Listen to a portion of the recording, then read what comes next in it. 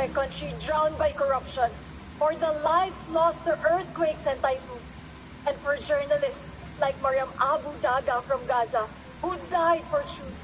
We are not born in fear, but to hope, to love, and to live in peace. Peace begins when parents teach children with compassion, leaders embody humility, youth find their purpose, and when we live with empathy and kindness, Han Kwanrak, Kap, Rabab, Siap, Sianti, Gransi, Sudsu, Santipapka, let love be the grandest voice to peace.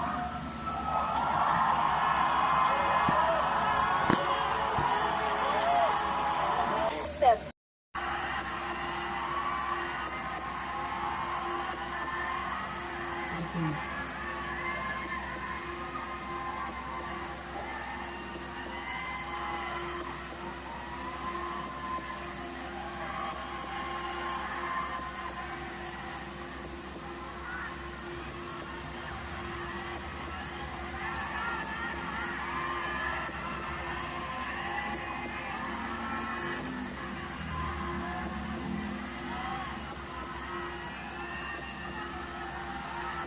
Ladies and gentlemen, the new Miss Grand International 2025 is Miss Grand Philippines!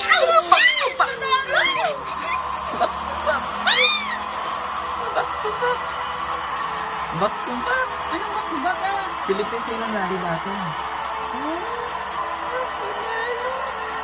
Congratulations, Miss Grand Ang ganda mo talagang Pilipinas ko kaysa sa Thailand. Miss Grand International 2025! Ano siya, oh? Ay, Pilipinas din yan. Magpunta ko sila.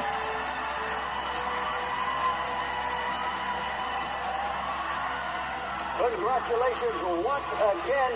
A fantastic performance here this year. Taking home the crown